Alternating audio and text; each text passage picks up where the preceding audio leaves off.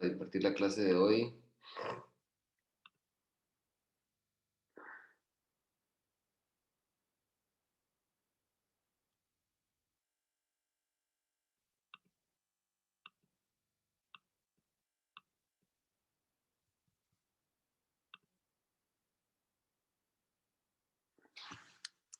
Vamos a seguir hablando del contrato de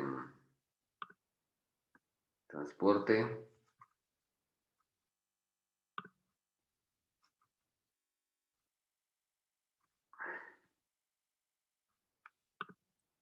Vamos a hablar ahora del contrato de transporte de cosas.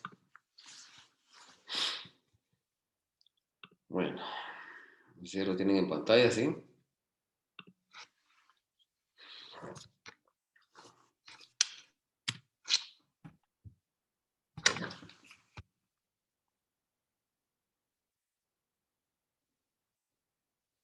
Les encargo, por favor, que el primer enlace que les mandé no le vayan a hacer caso, por favor no lo vayan a copiar porque es una evaluación que tengo que pasar la otra semana y no es de ustedes, es de otra sección. Entonces me significaría mucho que ustedes difundieran eso. Eh, Vamos a seguir platicando un poquito del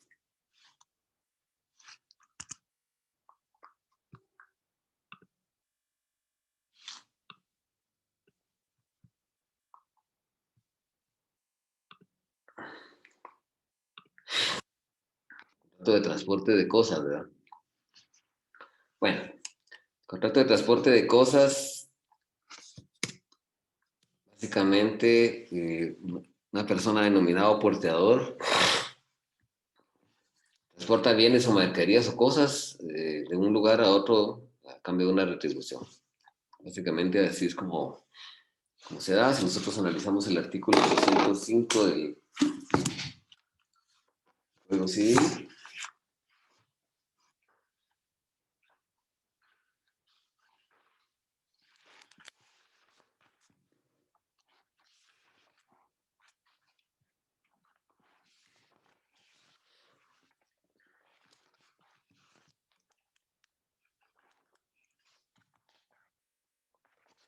el Código de Comercio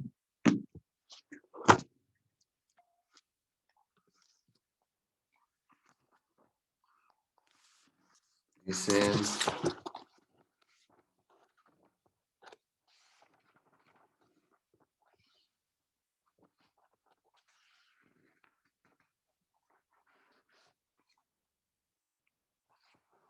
dice artículo 805.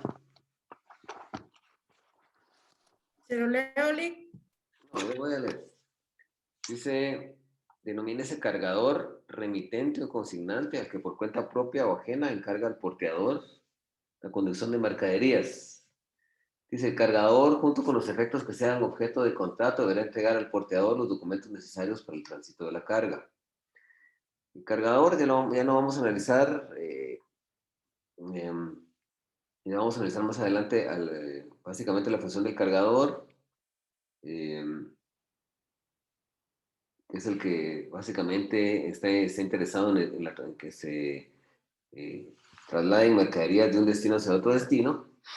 Y cuando habla del segundo párrafo es el cargador junto con los efectos que sean objeto del contrato. Los efectos son la mercadería, los bienes que se van a transportar, se deberá entregar al porteador los documentos necesarios para el tránsito de la carga. ¿Qué documentos se refiere ahí? Pues básicamente se está refiriendo a alguna póliza de seguro, ¿verdad? Eh, Dice, está obligado a sí mismo a indicar al porteador, dice la dirección del consignatario, el lugar de entrega, el número de peso, forma de embalaje y contenido de los fardos, con expresión del género y calidad de los efectos que contienen. En caso de que el porteador pudiera realizar el transporte por diversos medios, identificará estos y la ruta que ha de seguirse.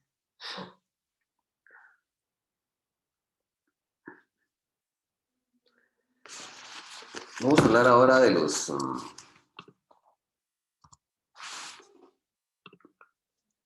elementos personales. Pues básicamente dentro de los elementos personales de este contrato tenemos básicamente um, al porteador, fletante o transportista.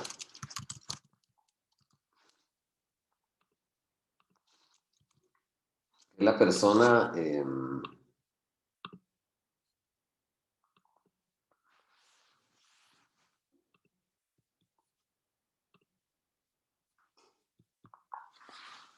bueno, pueden ver la pantalla, ¿no? ¿Se ve la pantalla? Sí, sí, sí, Entonces, el Sí, licenciado. porteador, fletante o transportista, que es la persona que por cuenta propia o ajena va a contratar los servicios del porteador para que éste transfiera mercaderías de un destino hacia otro destino. Esa es su función principal. Y también, como ya lo habíamos anunciado, al porteador, fletante o transportista, que es el que va a transportar personas o cosas de un destino hacia otro destino, ¿verdad? En este caso van a ser eh, en quien va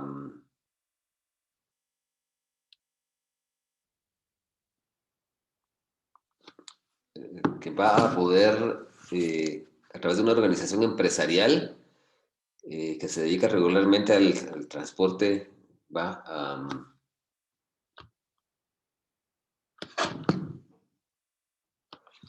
la persona que va con su organización empresarial a transportar bienes, mercaderías o cosas de un destino hacia otro destino. Ese es su objetivo principal.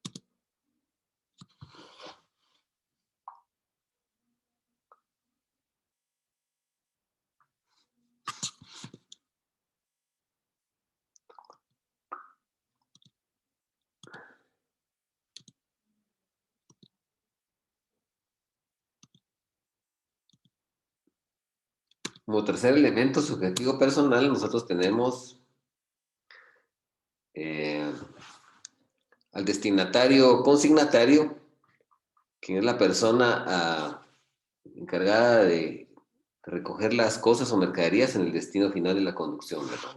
En el destino final del transporte, ¿verdad? Esa es la persona que se va a encargar de recibir esas mercaderías en ese lugar, lugar de destino.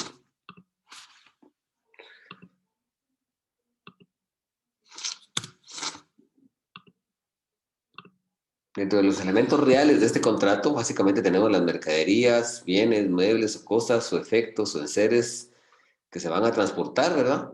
Son objeto de transportación. Y lógicamente que también el medio de transporte, es decir, el bus, el avión, aeroplano, barco, etcétera, ¿verdad? Y dentro de los elementos reales también nosotros tenemos a la retribución o precio de este contrato que se llama flete. La retribución o precio del contrato de transporte de cosas se llama flete. Acuérdense ustedes que la retribución o precio del contrato de transporte de personas se llama pasaje. La retribución o precio del contrato de transporte de cosas se llama flete. Entonces tenemos que tener bien en cuenta esas diferencias. La retribución o precio del contrato de transporte de cosas se llama, o de mercaderías, se llama flete. La retribución o precio del contrato de transporte de personas se llama pasaje. Tienen ustedes bien en cuenta eso, ¿verdad? Esos dos aspectos pues, que son importantes, ¿verdad?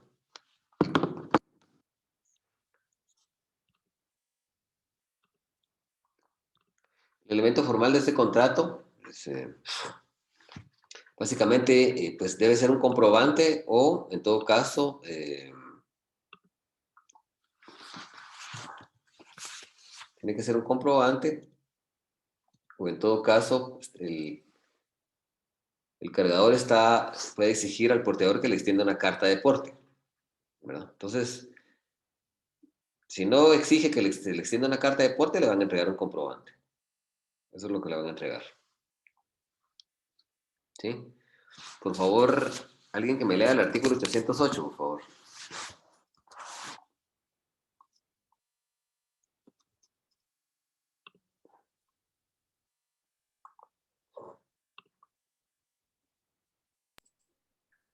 Carta de porte. Artículo 808. El porteador deberá expedir un comprobante de haber recibido la carga que entregará al cargador, o si éste lo exige, una carta de porte o conocimiento de embarque. En todo caso, el porteador estará facultado para exigir la apertura y reconocimiento de los bultos en el acto de su entrega. Entonces, básicamente, tendrá que ser ese comprobante, ¿verdad? Y si no, pues, lógicamente que una carta de porte. Yo no he visto mucho la carta de porte que funcione mucho, por lo menos en Cargo Expreso o, por ejemplo, en Guatex o la Unidos. Simple y sencillamente solo le dan un comprobante a uno de que eso es una guía, ¿verdad?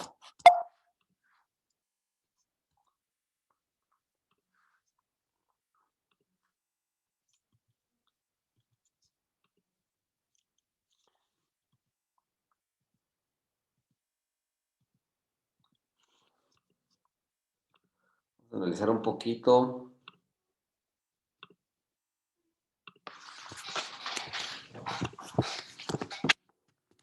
Articulado relativo al contrato de transporte.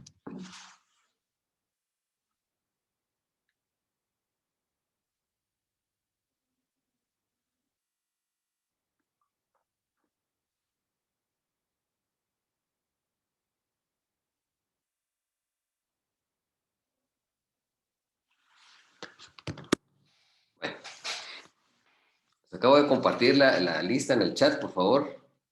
En mi WhatsApp, ahí la pueden ver.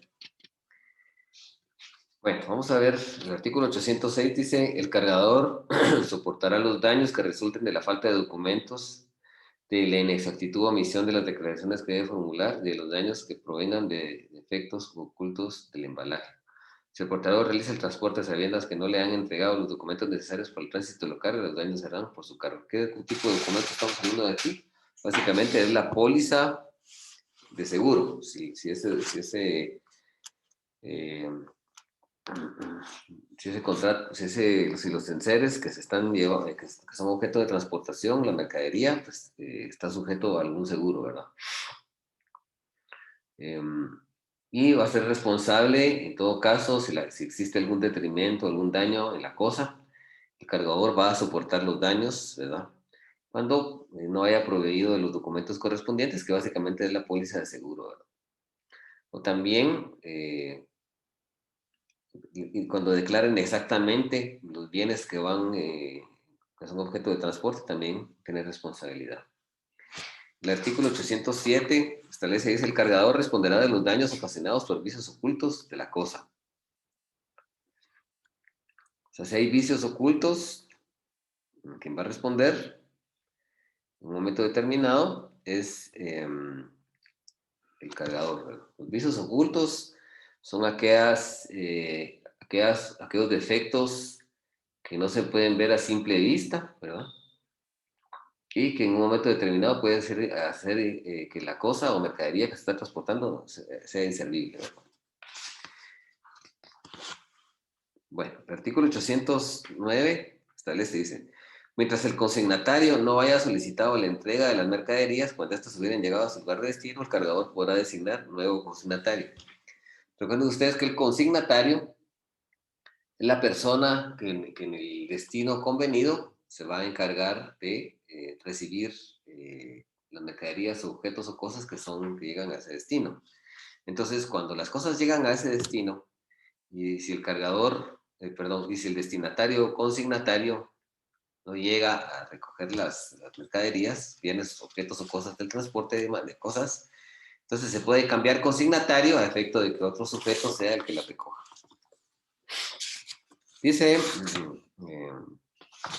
si se hubiera expedido carta de porte, no podrá ejercerse la facultad que concede el artículo, sino mediante la devolución y pago de los gastos originados por la expedición de una nueva. O sea, si se extendió una carta de porte, se va a designar un consignatario nuevo, hay que devolver la carta de porte, pagar los gastos de esa carta de porte y extender otra nueva y pagar sus gastos también. Rescisión de este contrato. Dice el artículo 810. Dice, el cargador podrá rescindir el contrato antes de comenzar el viaje, previo pago de la mitad del flete y la devolución de la carta de porte. O sea, se puede rescindir, pero él tiene que pagar la mitad del flete y devolver la carta de porte. ¿Cuál es el flete? La retribución o precio del contrato de transporte de cosas.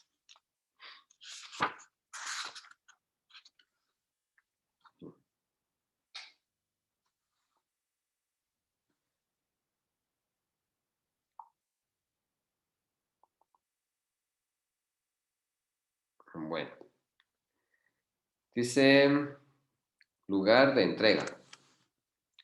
Dice el porteador deberá poner las cosas transportadas a disposición del consignatario en el lugar, el plazo y las modalidades indicadas en el contrato.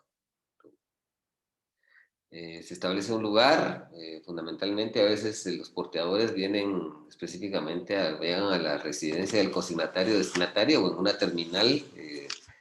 terminal donde la empresa tiene su establecimiento mercantil en esa localidad determinada. Muchas veces se entregan a ellos, se entregan en el domicilio, pero eso se pacta específicamente en el contrato. Dice, si la entrega deberá realizarse en lugar diverso del domicilio del consignatario, el porteador le dará aviso inmediato del arribo de las cosas transportadas. O sea, si no se entregan en su domicilio y son en otro lugar distinto, por ejemplo, en el establecimiento comercial, en la sucursal que tengan en ese lugar de destino, pues da el aviso correspondiente para que el otro proceda a recogerlos. Dice, recepción de mercaderías.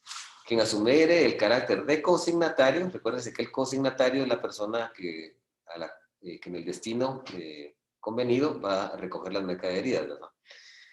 Dice, quien asumiera el carácter de consignatario deberá recibir las cosas en un término de 24 horas a partir del momento en que el porteador las ponga a su disposición y siempre que reúna las condiciones indicadas en la carta de porte. O sea, una vez lleguen al destino, el consignatario tiene 24 horas para recoger las cosas.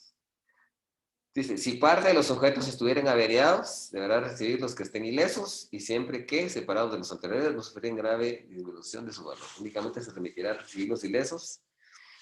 Y con respecto a los que tengan averías, vamos a ir lo que establece el artículo 87-814. Dice, las sanciones por averías o pérdidas caducarán dentro de 10 días siguientes. A la entrega de la cosa transportada no se presentarán al porteador la reclamación correspondiente.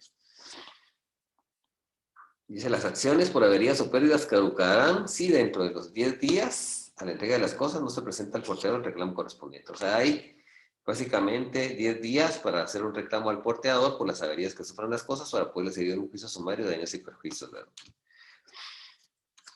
El consignatario, dice el artículo 813, dice, el consignatario deberá abrir y reconocer los bultos en el acto de la recepción, de su recepción. Si el porteador lo solicitare,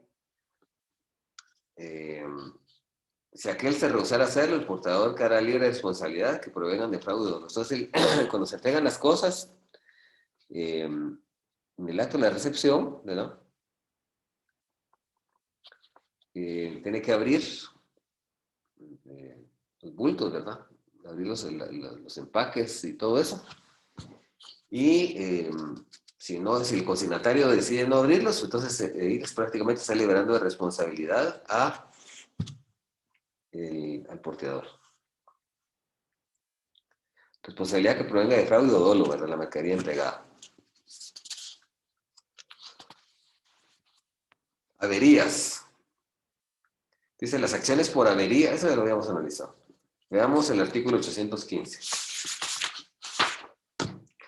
Dice, si el portador se obliga con el remitente a cobrar el valor de las cosas transportadas al hacer su entrega, será responsable frente a este y si no hiciere tal cobro, no podrá exigir el pago de lo que deba por el transporte. Entonces, en ese caso, el porteador va a cobrarle al remitente las cosas transportadas y será responsable frente al portador de haber hecho ese cobro.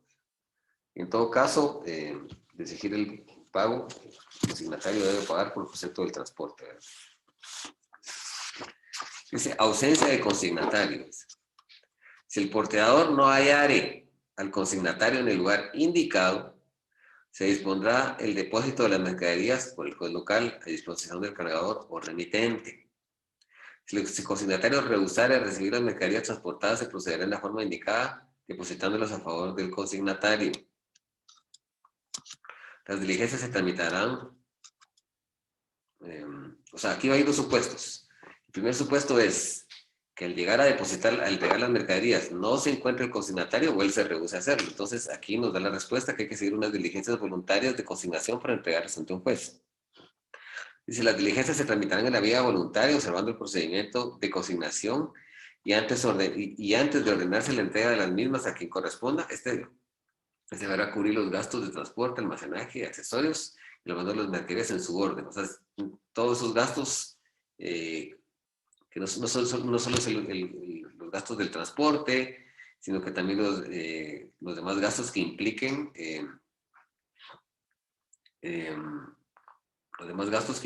seguir ese proceso voluntario, ¿verdad?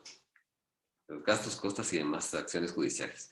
Si las mercaderías fueran de fácil descomposición, hubiere peligro de que la cosa perezca, se procederá conforme a las disposiciones relativas a la venta de bienes en depósito y el precio que se obtenga se pagarán con referencia a los gastos mencionados en el párrafo anterior. La venta de cosas en depósito, las cosas que están siendo depositadas conforme a las disposiciones del contrato de depósito mercantil.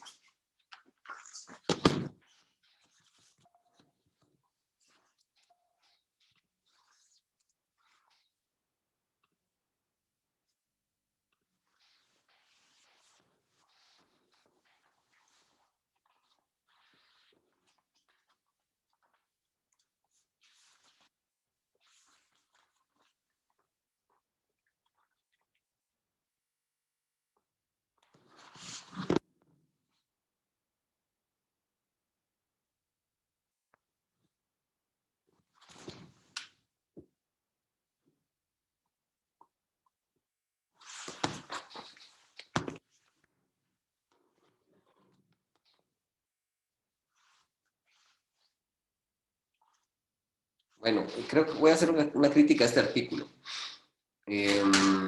Realmente me parece que el porteador acudir a la vía de la jurisdicción voluntaria judicial para poner en consignación mercaderías o bienes o enseres que no fueron recibidos por el consignatario porque se rehusó a recibir esas mercaderías o porque no fue habido en el lugar, me parece que eso atenta un poco contra el principio y contra la característica de sencillez y poca formalidad del derecho mercantil, ¿verdad?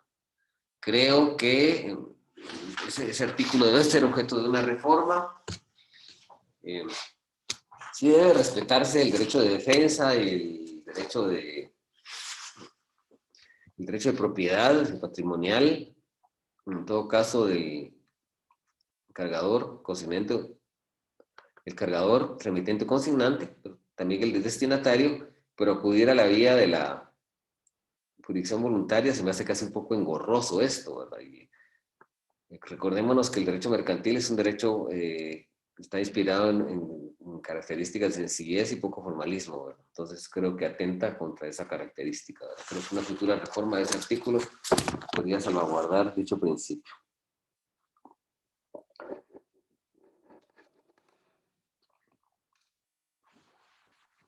Vamos a hablar ahora de la responsabilidad del porteador. Dice, el porteador será responsable de la pérdida total o parcial de los efectos transportados, de los daños que sufran por avería o retraso, a menos que pruebe que se debiera un aviso propio de la cosa, a su especial naturaleza, acaso fortuito, fuerza mayor o hecho fuerza mayor o hecho a instrucciones del cargador o consignatario. Todos los daños a que el cargador de acuerdo al precio que hubiera tenido de la cosa en el lugar y tiempo en que se debieron ser entregados. Entonces, el porteador o transportista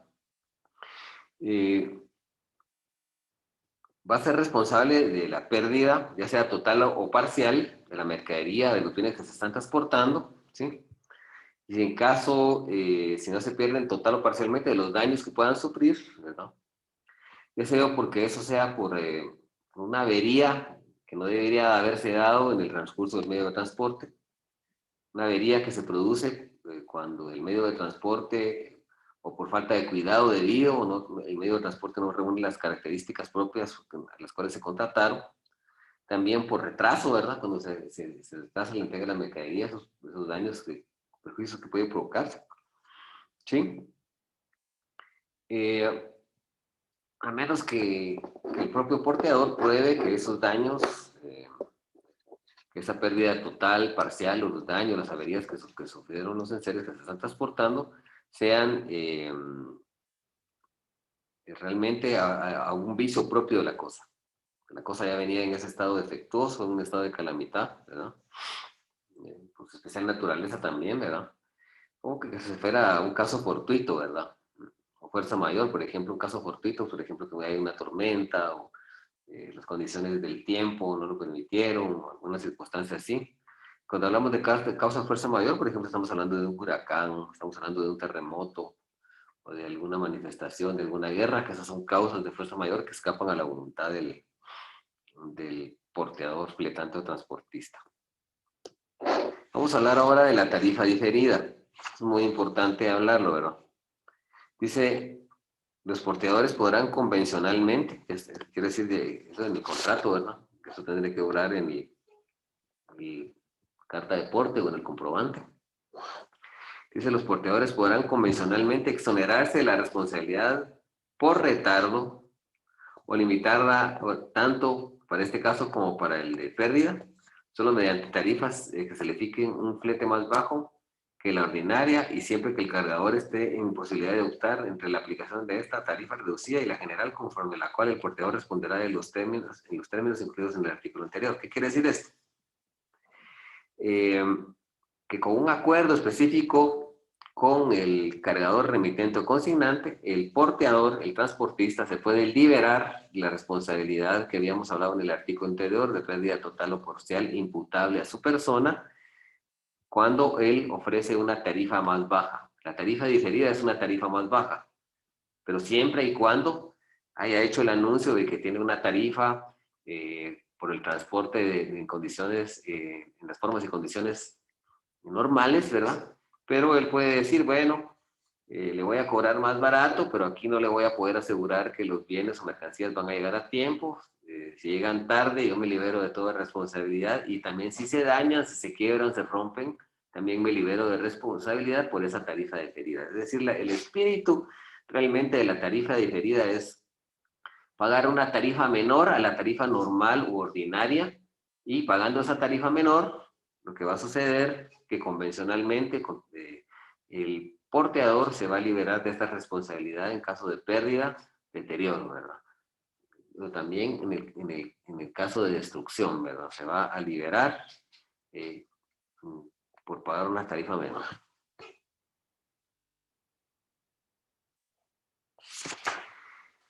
Vamos a ver qué sucede en caso de declaración defectuosa. El artículo 819.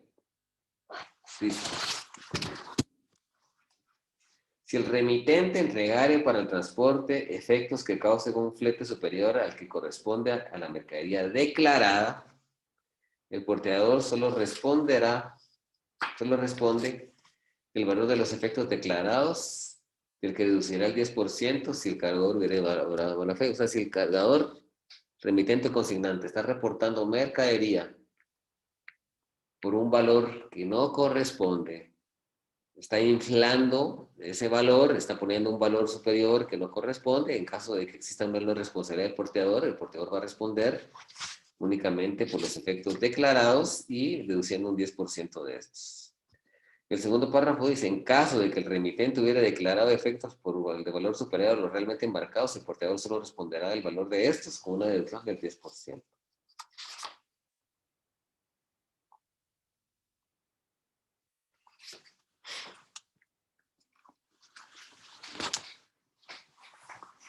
Dice, vamos a hablar ahora, leer el artículo 820. Dice, falta de responsabilidad. Se presume la falta de responsabilidad del porteador En caso de pérdida o avería de los efectos transportados cuando sean debidos a cualquiera de las siguientes causas. En estas causas, si existe una pérdida o avería, el porteador no va a responder bajo estos presupuestos, o sea, no va a pagar el valor por indemnización de las mercaderías que se han averiado o se han dañado. Y se tiene como primer presupuesto, viste, que las cosas que se transporten con la conformidad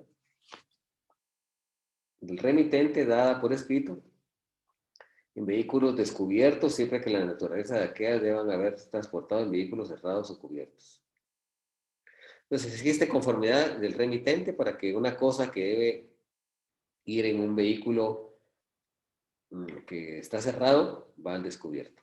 Entonces, si va al descubierto, lógicamente se puede dañar, ¿verdad? Dice, en el caso del transporte de explosivos, sustancias inflamables o corrosivas y otros artículos de naturaleza peligrosa, también ahí no hay responsabilidad. Dice, si las cosas se transportan bajo el cuidado de personas puestas por el remitente, con tal propósito. Si el remitente va a contratar personas para que vayan custodiando las cosas, bienes o mercaderías que son objeto de transporte y sufren algún daño, entonces ahí se libera de responsabilidad del porteador porque son personas que son contratadas por el remitente. Vamos a analizar ahora el artículo 821, dice.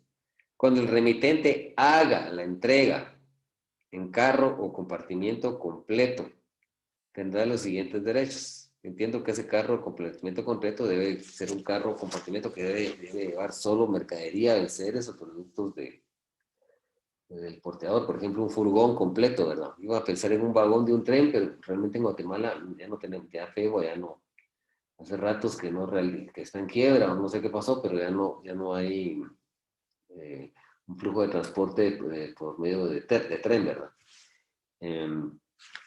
Entonces, cuando hablamos de un carro o compartimiento, tendríamos que tal vez figurar que es un furgón, ¿verdad? Que trae productos, ¿verdad?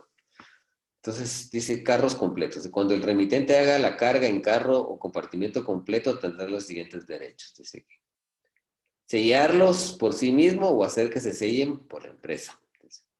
Romper los sellos en presencia de persona facultada para recibir la carga y de un empleado autorizado por la empresa. La empresa tendrá derecho a obtener antes de la ruptura una constancia escrita del estado de los sellos.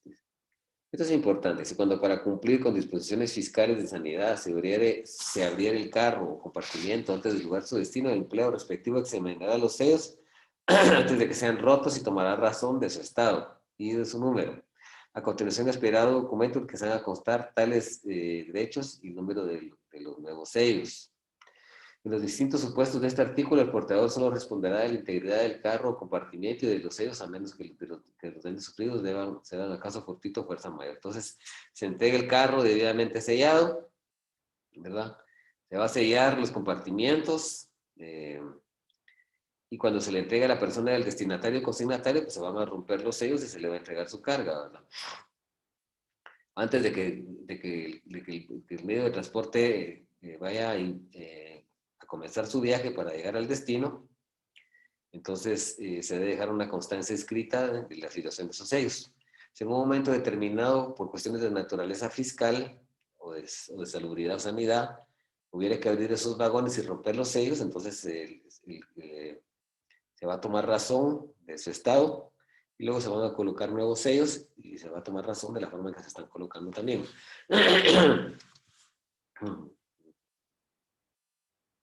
Vamos a analizar ahora el artículo 822. Dice presunción de pérdida. Dice, se presumirá perdida la carga que el transportador no pueda entregar dentro de los 30 días siguientes a la conclusión del plazo en que debe hacerlo. Si con posterioridad la encontrara el porteador, dará aviso a quien tenga derecho para recibirla. ¿Para qué? En un término de 8 días, declare si consiente en que se le entregue sin gastos adicionales en el punto de partida o en el destino. En caso afirmativo, si el porteador hubiera cubierto la indemnización, le será devuelta al entregar la carga. ¿Okay? Entonces, si transcurren 30 días, nosotros mandamos como cargador remitente consignante, le entregamos al porteador para que llegue al destino con el destinatario con el destinatario consignatario para que le entregue ciertos bienes, mercaderías, y no se los puede entregar porque se perdieron. Y pasan, ¿cuánto tiempo tiene que pasar para considerarse perdidos? Tiene que pasar 30 días. 30 días, ¿sí? Si después aparecen estos bienes, entonces, si se ha recibido la indemnización, el porteador ha pagado indemnización, entonces se debe devolver esa indemnización al porteador y, lógicamente, hay que proceder a la recepción de las mercaderías. Dice mermas, el porteador no responderá por pérdidas o mermas naturales. Pérdidas o mermas es lo mismo. Merma es un detrimento en el bien, cosa o mercadería, ya sea por un vicio oculto, porque la cosa no esté en un estado de conservación adecuado, porque no se está transportando adecuadamente. Esa es una merma.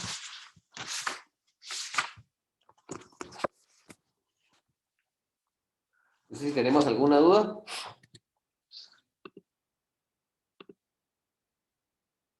No, listo, claro. ¿Sea Jorge? No, Lick, gracias, ahí está claro todo. Giselle.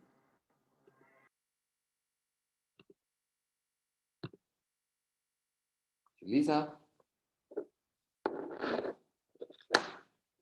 Bueno, vamos a hablar ahora del contrato de participación. Este contrato de participación es un contrato que se ha utilizado frecuentemente para simular una sociedad anónima, ¿verdad? Simular una sociedad mercantil. Este contrato de participación, quiero contarles que ya estoy muy enterado que ya la Superintendencia de Administración Tributaria ya no está permitiendo que los comerciantes utilicen esta figura, ya no está permitiendo. Así que este contrato se ha utilizado para no celebrar una sociedad anónima, una sociedad mercantil, y se le conoce también con otros nombres como cuentas en participación, asociación en participación o negocios en participación, ¿sí? Y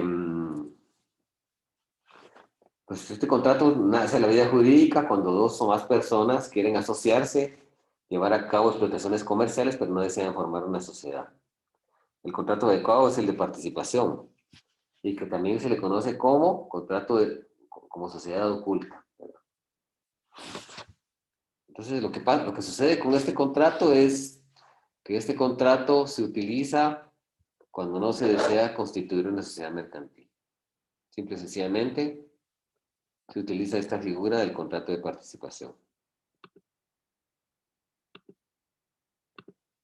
Bueno, en este contrato de participación, prácticamente una persona individual que se denomina comerciante, al que le vamos a denominar gestor, esta persona se obliga, por medio de esta disposición contractual, a compartir con una o varias personas llamadas partícipes o participantes que le entregan bienes o servicios, las utilidades o pérdidas que produzca su empresa como consecuencia de parte o la totalidad de sus negocios. Es decir, el gestor es un comerciante y es un comerciante individual y tiene una patente de comercio inscrita y realiza un pacto con otros sujetos que se llaman partícipes o participantes.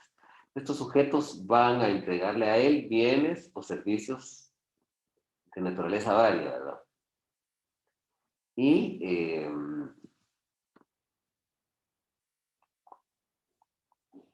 a cambio de que estas personas le entreguen esos bienes o servicios, él les va a permitir que ellos puedan participar en las utilidades o en las pérdidas de esa empresa mercantil que él tiene, de esa actividad comercial que él realiza. Entonces, el gestor es un sujeto, es una persona individual, es comerciante. Supongamos que hay una farmacia, ¿verdad? Y quieren unirse a otras personas a explotar la farmacia, entonces el farmacéutico tiene su patente de comercio inscrita, es el gestor, realiza un acuerdo con los participantes, que son las otras personas, que le van a entregar medicina, vehículos, motos, otros establecimientos comerciales para operar, y a cambio de esto, el gestor va a permitir que estos partícipes o participantes puedan entrar a beneficiarse de las utilidades o ganancias o pérdidas también de la actividad comercial que él realiza a través de su patente de comercio o a través de esta empresa mercantil que ha fundado. Una cuestión que es muy importante y lo vamos a ver más adelante, que las personas con las que contrate el gestor como comerciante no tienen ninguna acción, con relación a los participantes. La acción de ellos es contra el gestor. Es decir, quien deberá deducir alguna acción contra los participantes o partícipes será el gestor. Si nosotros analizamos el artículo 861 del Código de Comercio, establece lo siguiente. Dice, por el contrato de participación, dice un comerciante que se denomina gestor, se obliga a compartir con una o varias personas de más participantes que le aportan bienes o servicios y las utilidades o pérdidas que resulten de una o varias operaciones de su empresa o del giro total de la misma.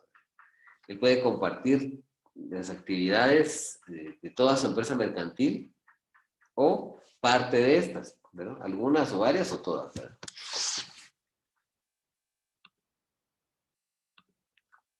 Entre los elementos personales tenemos al que yo les venía denunciando, que era el gestor, que es un comerciante que recibe bienes o servicios de los participantes y que permite que estos participen en las utilidades o pérdidas que se obtengan por medio del ejercicio comercial que realiza este comerciante.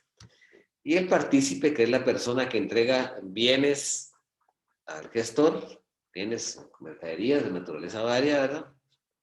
Al gestor con el propósito de que estos sean utilizados en la actividad empresarial y con el fin de que esto les permita participar en las utilidades y también puedan participar en las pérdidas, ¿verdad?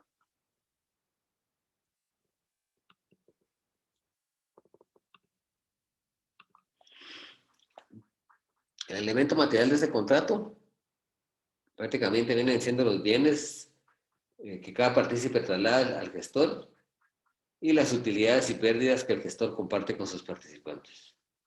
El Código de Comercio pues no exige ninguna formalidad para friccionar este contrato. Entonces, este contrato es un contrato que va a inspirarse a través del principio de la libertad de forma, es decir, no hay formalidades para su celebración.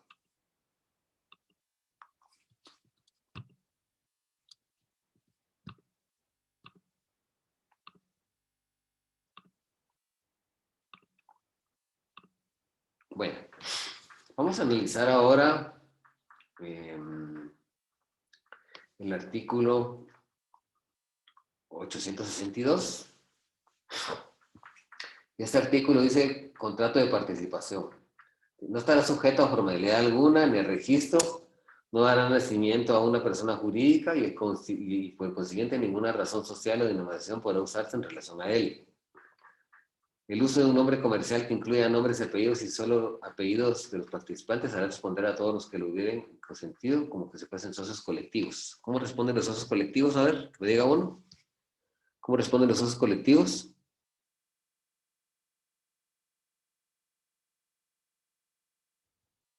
¿Cómo responden los socios colectivos de las obligaciones sociales?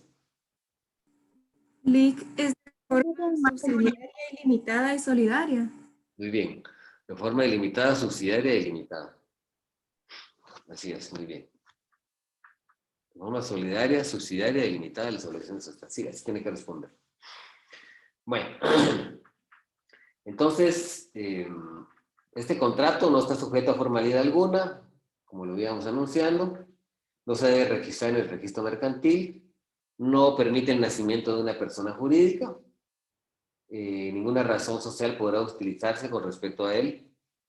Dice, si los socios, si las personas contratantes en un momento determinado, pues registran un nombre comercial que incluya nombres y apellidos de ellos, ¿verdad? De los participantes, ¿verdad? No del gestor.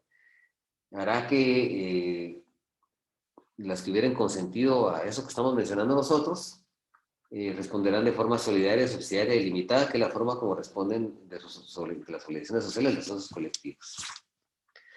Dice, y lo que veníamos anunciando, dice, el gestor obrará en nombre propio y no habrá relación jurídica entre los terceros y los participantes. Es decir, que la farmacia que realiza una actividad comercial con sus clientes a través de un negocio de participación, que le está distribuyendo medicina, y si la farmacia queda mal con estas personas, con el consumidor, no, a la hora de existir alguna responsabilidad de naturaleza comercial, quien va a responder es el gestor, es el comerciante.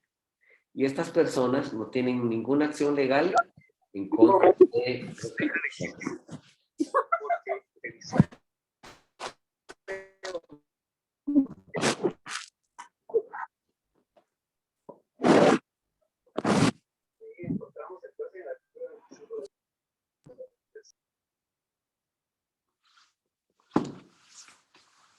Bueno, gracias por interrumpir la clase, Jocelyn Cameros. Vamos ahora a analizar el artículo 863. El artículo 863 establece que el espíritu de este artículo es los terceros que realizan actividad, las personas que consumen los productos, o bienes o servicios de la empresa, de la organización empresarial del gestor, como comerciante individual, no tienen ninguna acción con respecto a los participantes. Es decir, la relación es eminentemente entre el gestor y sus consumidores. Dice utilidades y pérdidas. Para la distribución de las utilidades y de las pérdidas se observará lo dispuesto en el artículo 33 de este código. Las pérdidas que correspondan a los participantes no podrán ser superiores al valor de aportación, salvo cuatro contrarios. O sea, el artículo 33 es aquel artículo que establece que las utilidades en una sociedad mercantil se van a distribuir de conformidad al porcentaje de capital que ha aportado cada socio, ¿verdad? Y las pérdidas van a ser en igual sentido. A eso se refiere ese artículo. Entonces también se aplica. Dice disposiciones supletorias. En lo no previsto en el contrato se aplicarán las reglas sobre información, derecho de intervención de los socios, que no sean administradores, rendición de cuentas y disolución, que sean aplicables a la sociedad colectiva. No sé si tienen alguna duda con respecto a este contrato.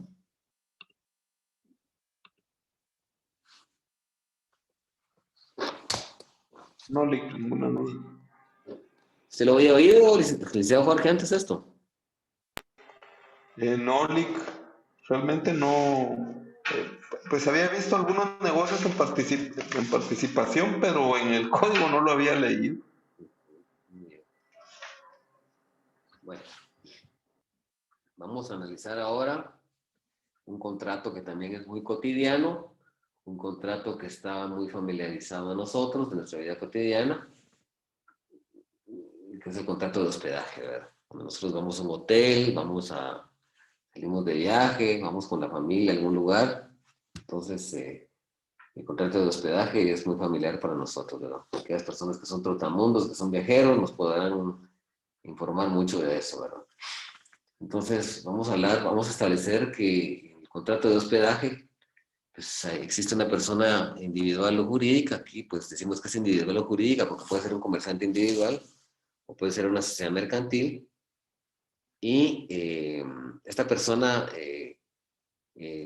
denominada hotelero, hospedero, albergador o fondista, como lo vamos a ver más adelante, va a proporcionar albergue, ¿sí?, a otra persona o personas a cambio de una retribución, comprendiéndose dentro de este albergue la alimentación, o también puede no comprenderse la alimentación y otros servicios inherentes a la industria hotelera, ¿verdad? ¿Qué otros servicios? Pues tenemos el servicio puede haber servicios de recreación, puede haber piscina, puede haber bar, puede haber restaurante, salón de eventos, salón de convenciones, spa, etcétera, ¿verdad?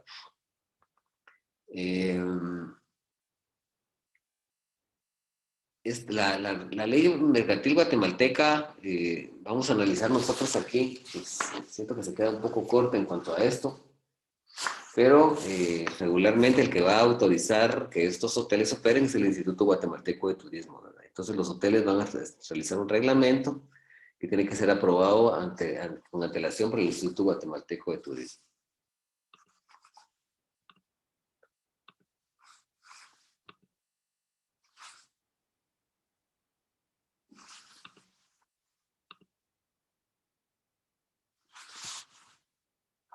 Bueno, analicemos el artículo 856. Y este reza así, dice: por el contrato de hospedaje, si una persona se obliga a dar albergue a otra mediante la retribución convenida, comprendiéndose o no la alimentación. El contrato de hospedaje se regirá en efecto de disposiciones legales o pactos por los preceptos que hubiera aprobado la autoridad competente, que es el Instituto Guatemalteco de Turismo, y por los del reglamento interior del establecimiento. Para que los reglamentos se consideren aplicables, el hotelero deberá mantenerlos colocados en lugar visible del establecimiento, además de colocar en cada habitación un extracto de lo que sea pertinente. Entonces, para que los reglamentos que han sido aprobados por el Instituto Guatemalteco de Turismo puedan ser de aplicación y observancia general del huésped, los huéspedes, entonces deben colocarse en un lugar visible en el hotel. Y también deben colocarse extractos de ese reglamento en algunas secciones, aquí dicen, en algunos lugares visibles del establecimiento, dice, deberá mantenerlos colocados en un lugar visible del establecimiento, dice. Por ejemplo, hay un reglamento en la piscina que establece que la piscina no puede utilizarse de 6:30 de la tarde a 7 de la mañana y que se abre a las 7:30 de la mañana. Entonces, para que se considere aplicable ese reglamento de que no se puede utilizar la piscina en esos horarios, nos deberían de colocar un extracto del reglamento en la piscina, ¿verdad? Una pancarta, ¿verdad? Si nosotros no podemos, por ejemplo, entrar a las habitaciones personas ajenas al contrato, también tiene que haber un extracto. Si nosotros no podemos fumar dentro de las habitaciones, si también a veces hay que dice que el hotel no se responsabilice por los objetos de valor dejados y que en todo caso debe contratarse una cajilla de seguridad, pues también debe hacerse eso. Si no se pueden colgar, por ejemplo, toallas en el balcón, también, ¿verdad? Porque tiene que haber. Si, por ejemplo, en los pasillos del hotel no se puede ir con zapatos mojados, corriendo, también tiene que haber un extracto del reglamento que establezca ese tipo de circunstancias, ¿verdad? Entonces, para que los reglamentos se consideren aplicables, deben estar exhibidos en el hotel, en espacios en donde el huésped pueda observar esos reglamentos y también en las secciones o partes del hotel en donde realmente existan usos adecuados de las instalaciones del mismo.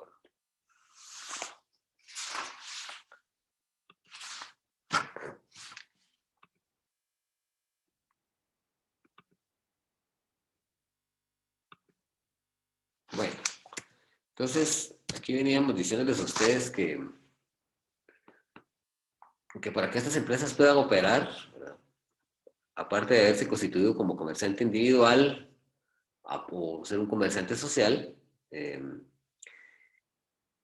llenar todos esos requisitos de orden administrativo, tienen que tener la autorización de la entidad, de la autoridad, de la institución, del órgano administrativo encargado de fomentar el turismo en Guatemala, que nosotros sabemos hasta la saciedad, que es el Instituto Guatemalteco de Turismo, el que va a autorizar en la República de Guatemala los hoteles y que es la entidad encargada de fomentar el turismo, ¿verdad? El que ahora dice en esas propagandas que dice que somos la capital del mundo maya, ¿verdad? Qué bonito qué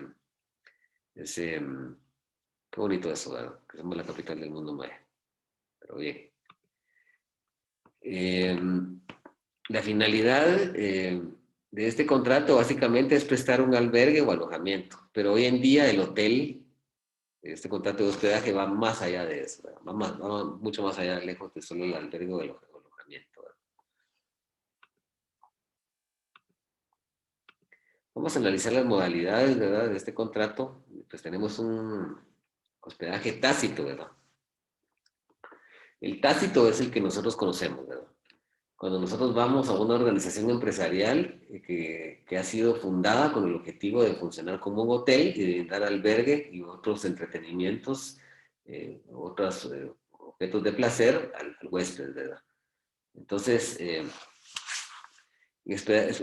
hospedaje tácito es el que todos conocemos, que es prestado por una institución, por una entidad mercantil que ha sido realmente fundada para prestar ese tipo de servicios. Estamos hablando de un hotel, de una casa, de una fonda, albergue, que está autorizado para ese fin por el INGUAT, ¿verdad?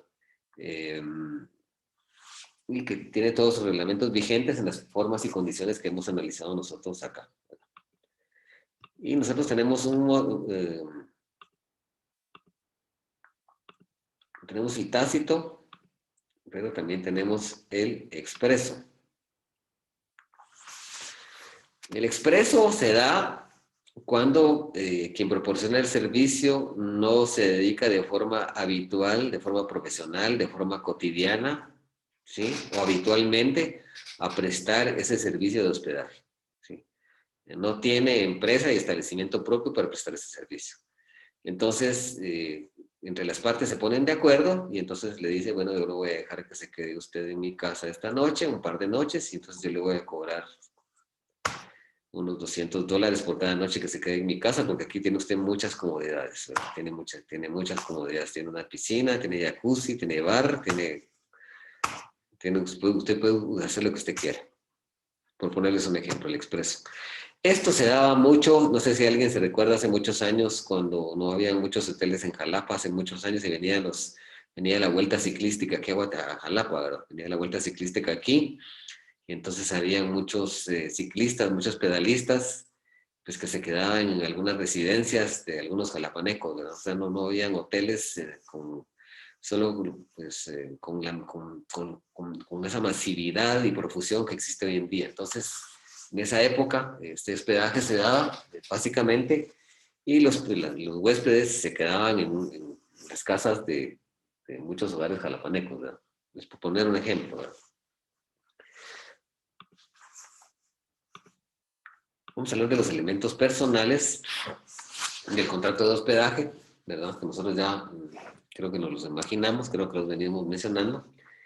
Pues tenemos en primer lugar al hotelero, hospedero, albergador o fondista, que es un comerciante que tiene una organización empresarial, ya sea como comerciante individual o como comerciante social, cuyo objetivo es prestar el servicio de alojamiento. No solo el servicio de alojamiento, sino que todos los que son inherentes a los del hotel, ¿verdad? La hotelería y servicios, ¿verdad? Y el otro elemento personal, básicamente, que es el viajero huésped, que a cambio de una retribución que paga, usa el servicio que se le presta. Y esa retribución regularmente se llama tarifa, ¿verdad? Tarifa, es una tarifa, ¿verdad? Dentro de los elementos reales de este contrato tenemos el precio de retribución, al que se le denomina tarifa, ¿verdad? Tarifa.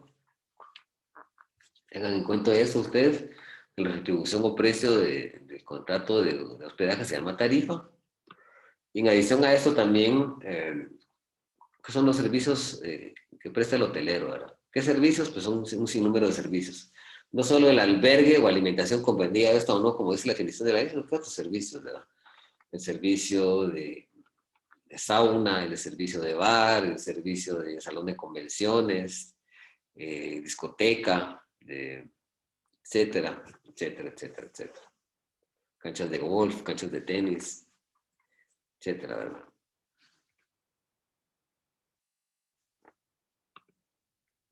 Podríamos incluir dentro de los elementos reales también a las instalaciones del hotel, ¿verdad? También se pueden incluir ahí, deberían incluirse. Dentro del elemento formal, prácticamente los servicios que presta el hotelero, pero debería considerarse como tal, ¿verdad? Dentro de los elementos reales. Este contrato es un contrato que no está sujeto a formalidad alguna, ¿verdad? O sea, no está sujeto a formalidad alguna, debería aplicarse el principio de libertad de forma, ¿verdad? Básicamente.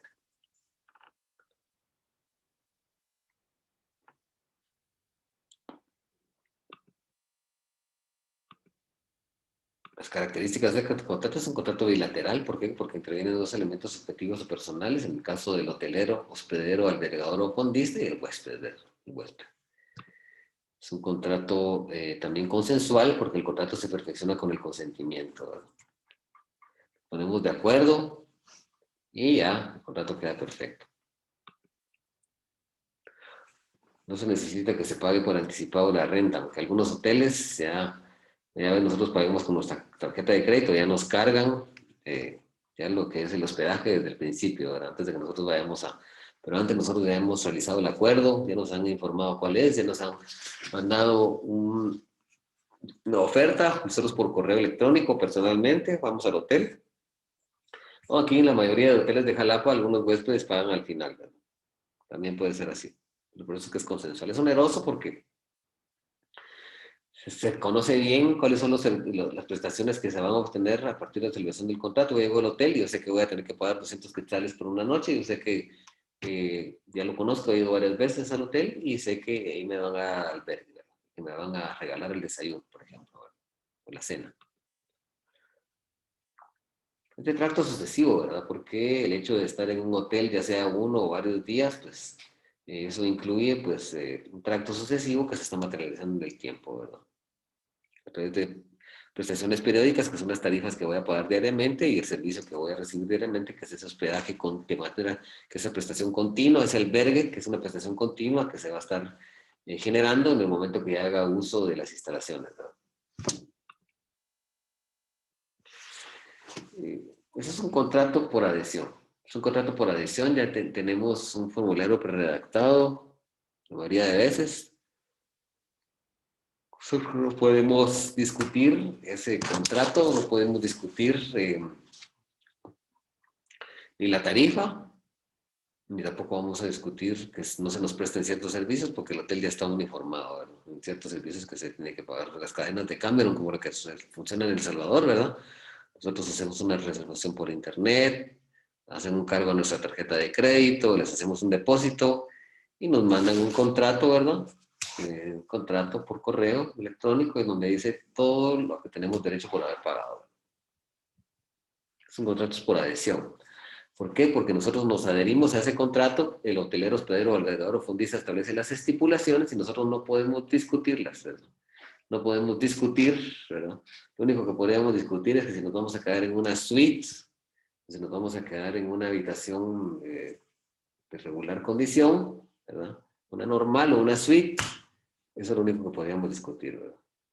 Pero por ahí lo demás no podemos. El precio no lo podemos pedir una rebaja. Bueno, algunos hoteles sí los dan, pero generalmente no. Ya tienen, las tarifas están estandarizadas, ¿verdad? Habría que ser tal vez más inteligente en otro tipo de aspectos, pero hay muchas ofertas en el mercado de hoteles y ahí es donde uno tiene que jugar a ver cuál es el que le conviene más al momento de usarlo. Bueno, vamos a analizar un poquito la ley. Habíamos analizado el artículo 866. Vamos a leer el 867, dice, los hoteleros a quienes fuera imputable culpa o negligencia resarcirán los daños que sufran los huéspedes en sus personas o sus bienes que conforme a los reglamentos respectivos se hubieran introducido en sus alojamientos. O sea, sin cumplimiento de los reglamentos que hemos venido anunciando, cuál es la forma de aplicabilidad, de operatividad, de vigencia, los hoteles por culpa o por negligencia de ellos, resulta que algún huésped se fracturó un brazo, se quebró, o las personas o bienes sufren algún detrimento por culpa inherente al hotel, siempre que se respeten los reglamentos. Entonces, el hotelero va a ser responsable, ¿verdad? Dice, si los daños se ocasionan sin culpa o negligencia del hotelero, su responsabilidad se limitará a una cantidad igual al importe de un mes de alojamiento por las pérdidas o averías que sufran los bienes de los huéspedes que se encuentran en el local de la negociación y hasta la cantidad igual del importe de alojamiento durante un año por los daños que sufran los huéspedes encontrándose en él. Entonces, en este caso, en el caso anterior, la responsabilidad va a ser total, ¿verdad? Sin entrar a tipificar ciertas cuantías porque se están observando los reglamentos, se violan. No se violan los reglamentos y se provoca un daño en la persona o en su patrimonio o los bienes que lleve.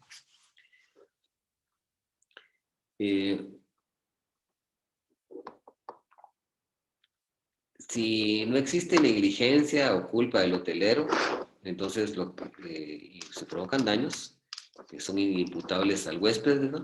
Entonces ahí se limita a una cantidad igual al importe de un mes de alojamiento por las pérdidas que sufran los bienes de los huéspedes. Y eso resulta más interesante porque acuérdense ustedes que la tarifa es diaria, entonces un mes de tarifa pues resulta de algo bastante interesante, ¿verdad? Dice objetos de valor. Dice los huéspedes tendrán derecho a entregar a los hoteleros, dice, dinero u objetos de valor para su guarda en concepto de depósito. El hotelero podrá negarse a recibirlos cuando sean de excesivo valor en relación a la importancia del establecimiento o del volumen desproporcionado a la capacidad de los locales. El depositario expedirá al cliente un resguardo pormenorizado de las cosas que reciba. La responsabilidad del hotelero será la del depositario. ¿Qué sucede aquí? Yo tengo un reloj muy costoso, tengo joyas muy costosas, una cadena, un anillo. Entonces se los voy a entregar al hotelero para que él los guarde y los custodie, ¿verdad? Pero él se puede negar a recibirlos si establece que él no cuenta con las instalaciones adecuadas para poderlos resguardar.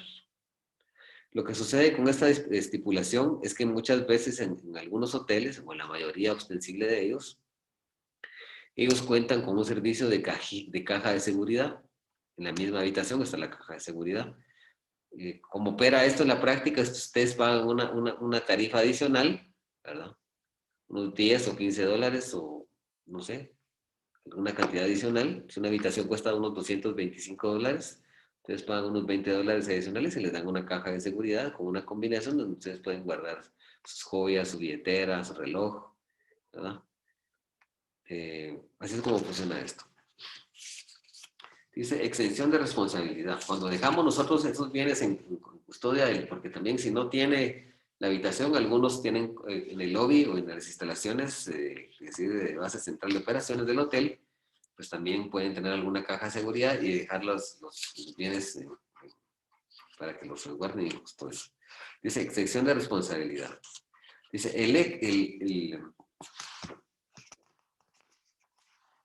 Dice, el hotelero no se eximirá de las responsabilidades que le imponen los artículos precedentes, aun cuando por medio de sus reglamentos, avisos o carteles anuncie que no responde a los efectos introducidos en el establecimiento, salvo que dicha exención resultara de pacto con el huésped. O sea, el hotel siempre va a responder de los daños que puedan ocurrir hacia las personas, sus bienes, las cosas que se entregan en resguardo o depósito, ya sea los conceptos que hemos analizado, si existe imprudencia, negligencia por parte del hotel, descuido por parte del hotel o violación de parte de los reglamentos del huésped. Entonces, en ese caso, el hotelero no se va a eximir de responsabilidad, aunque coloque pancartas con caracteres tipográficos notarios y visibles que digan que no se hace responsable. Entonces, eso no tiene aplicabilidad, siempre va a ser responsable en los conceptos que nosotros hemos analizado. Dice retención del equipaje. Los equipajes efectos del huésped responderán preferentemente al hotelero por el importe del hospedaje y a este efecto podrán ser retenidos por mientras no se le pague lo que el huésped ha dado. O sea, si no se le paga al hotelero, hospedero, albergador o fondista la tarifa, ¿verdad? Entonces puede conservar el equipaje hasta que no se le pague la tarifa, pero esto es un poquito difícil. La mayoría de hoteles, antes de llegar al hotel, ya le hacen paga uno en efectivo o le hacen un cargo a la tarjeta de crédito y ahí ya está cobrado eso, ¿verdad? Eso es como se opera realmente hoy en la actualidad. Vamos a analizar ahora cuándo se extingue el contrato de hospedaje. Y dice, el contrato de hospedaje termina, dice, por el transcurso del plazo convenido. Yo me presenté y dije, me voy a quedar aquí 3 días, me voy a quedar 4, pero siempre me voy a ir a las 3 de la tarde del día que tengo que salir, ¿verdad?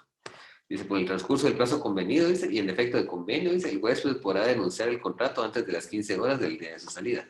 Yo le puedo decir al hotelero, me voy a dar 5 días, me voy a hospedar de aquí, me voy a ir el martes, pero resulta que el sábado yo no quiero estar en un hotel. Entonces hago una denuncia antes de las 15 horas para poderme ir y pagar únicamente la tarifa de los días que yo estuve ahí. Dice, por violación de los pactos y reglamentos que se regulen, ¿verdad? O sea, cuando establece ciertas...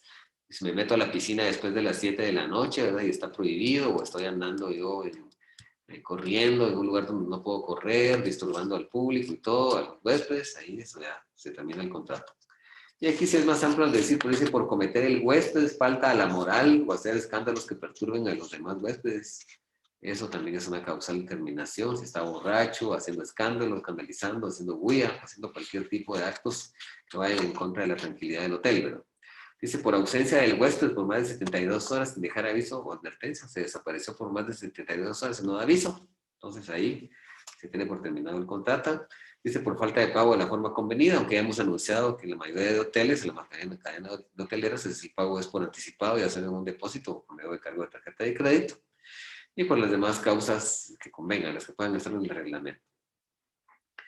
La extracción del equipaje, dice aquí. Dice, terminado el contrato de hospedaje, dice, el hotelero podrá extraer de las habitaciones del huésped, dice, el equipaje y los efectos personales de este, mediante inventario que formulará con intervención a lo menos de 2 testigos que no sean dependientes de los usos. O sea, si el equipaje se quedó ahí y terminado el contrato el huésped no se lo lleva, entonces se debe levantar un inventario y con presencia de 2 testigos que no pueden ser trabajadores de él. Cuando hablamos de dependientes, estamos hablando de que las personas que son auxiliares del comerciante, que van a ofrecer los productos y servicios a las personas de los consumidores de forma personal y se van a encargar de expenderlos y de cobrar el valor de los mismos.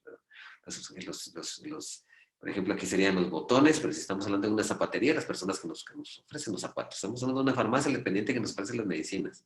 Pero en el hotel, básicamente, son los botones y prácticamente las amas de llaves y todas las personas que trabajan en el hotel, realmente los botones, ¿verdad? Botones es una persona que va a encargarse de subir nuestro equipaje o a traerlo, ¿verdad? Que le vamos a pagar una retribución por eso, ¿verdad? Una propina. Dice, los baúles y maletas y otros objetos que se encontrarán encerrados se conservarán en ese estado y se les pondrán sellos que firmarán testigos. Se les ponen sellos, ¿verdad? Si hay maletas o baúles, esos se le ponen sellos en frente de los testigos. Dice, si 30 días después el huésped no liquidare su cuenta, el hotelero podrá vender los bienes mediante notario. O sea, si no se presenta el huésped, no paga, entonces se pueden vender ante notario. Del precio que se obtenga se cubrirán los gastos de venta. Se entregará al hotelero una cantidad igual al importe de su cuenta y el saldo se depositará a una institución bancaria. Si hay un saldo que sobre de las cosas, entonces, porque tal vez de repente el huésped llevaba algunas joyas o algún Rolex o algún reloj así muy caro, entonces, si hay un sobrante, se le va a devolver, ¿verdad? Si si él no comparece, ¿verdad? Transcurridos 5 años sin que el huésped, pues, ese dinero se va a depositar en una cuenta bancaria, y si ahí pasan 5 años el huésped no lo reclama, entonces se tiene por prescrita la obligación y se pondrá a disposición de la Universidad de San Carlos para que ella pueda esos fondos hacérselos a su favor, ¿verdad? Dice desocupación inmediata, artículo 873. Si terminaba el contrato de hospedaje, cualquier circunstancia, si terminado el contrato de hospedaje por cualquier circunstancia, el huésped se negara a desocupar la habitación o a retirarse del establecimiento, dice el hotelero podrá solicitar el auxilio inmediato de la autoridad para lograr la desocupación de la habitación sin ningún otro trámite. Entonces, si el huésped ya terminó el contrato, no se quiere ir, no quiere salir del hotel, entonces hay que llamar a la autoridad, a la policía, para que lo saque, ¿verdad? Porque él ya no tiene que estar haciendo nada ahí porque ya terminó su relación contractual. No sé si tienen alguna duda ustedes.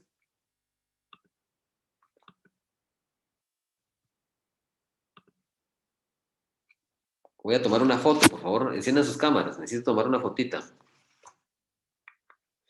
A ver, enciendan sus cámaras, por favor. Muy bien. Vamos a tomar una fotita. Gracias.